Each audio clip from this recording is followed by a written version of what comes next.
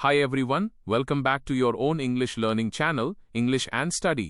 हम हिंदी में तो बड़े आराम से कह देते हैं कि मेरी आंख फड़क रही है, मेरा हाथ सुन्न हो गया है, उसके हाथ में मोच आ गई है, मेरा पाँव झनझना रहा है।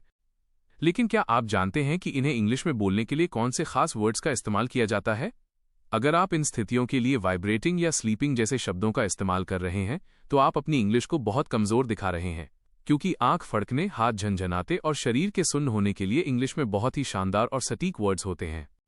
आज के वीडियो में हम सिखाएंगे कुछ ऐसे डेली लाइफ एग्जाम्पल्स जो आपकी इंग्लिश को किसी एक्सपर्ट की तरह बना देंगे। तो अगर आप अपनी रोजाना की बातचीत को और भी नेचुरल और इंप्रेसिव बनाना चाहते हैं तो ये वीडियो अंत तक जरूर देखिएगा।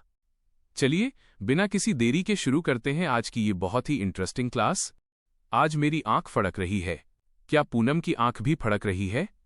इन वाक्यों में आंख फड़कने की बात हो रही है, जिसे इंग्लिश में ट्विच कहा जाता है।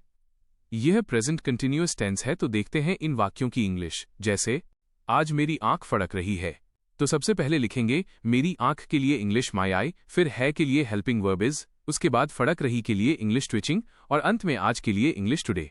तो पूरे वाक्य की इंग्लिश होगी माई आई इज ट्विचिंग टुडे। क्या पूनम की आंख भी फड़क रही है?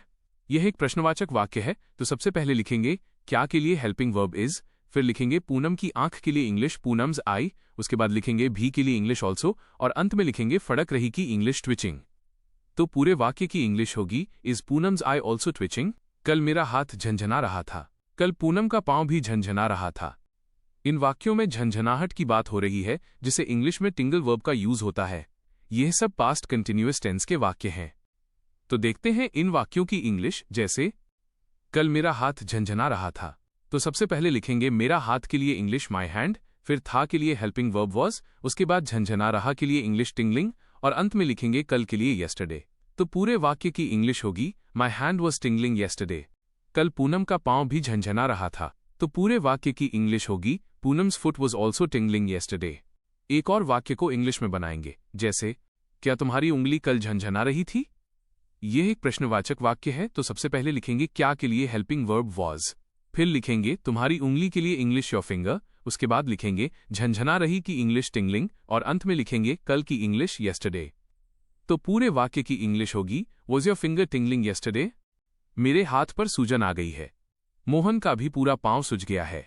इन वाक्यों में सूजन आने या सूज जाने की बात हो रही है। इसके लिए इंग्लिश में स्वेल वर्ब का यूज होता है। यहां काम हो चुका है या स्थिति बन चुकी है, इसलिए ये प्रेजेंट परफेक्ट टेंस के वाक्य हैं। तो देखते हैं इन वाक्यों की इंग्लिश। जैसे मेरे हाथ पर सूजन आ गई है, तो सबसे पहले लिखेंगे मेरा हाथ के लिए इंग्लिश माई हैंड, फिर है के लिए हेल्पिंग वर्ब हैज और अंत में सूज गया के लिए लिखेंगे इंग्लिश स्वोलन। तो पूरे वाक्य की इंग्लिश होगी माई हैंड हैज स्वोलन।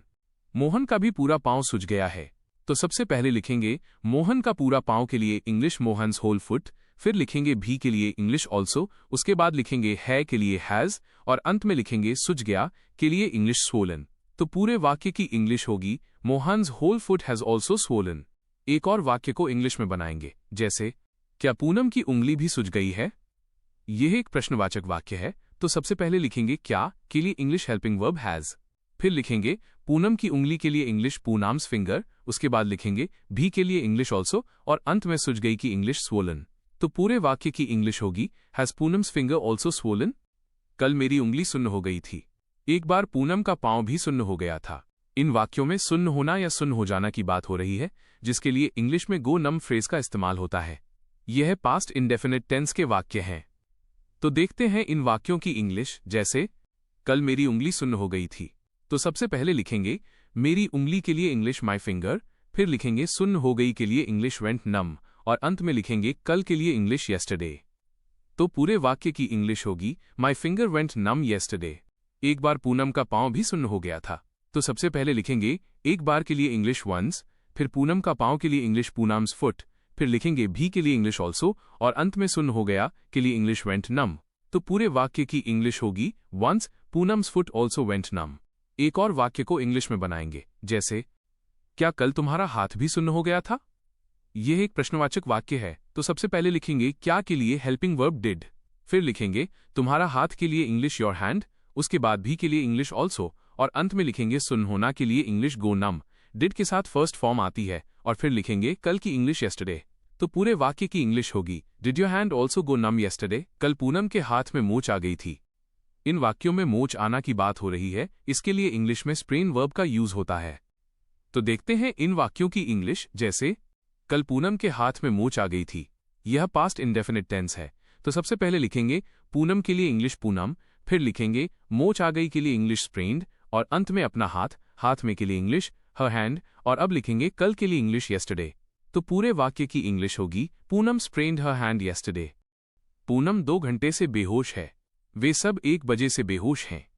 इन वाक्यों में बेहोश होने की बात हो रही है, जिसे इंग्लिश में अनकॉन्शियस कहा जाता है। चूंकि यहां समय दिया गया है 2 घंटे से 1 बजे से, इसलिए यह प्रेजेंट परफेक्ट टेंस स्टेट का वाक्य है, जिसमें हैज बीन हैव बीन के साथ समय दर्शाने के लिए सिंस फॉर का प्रयोग होता है।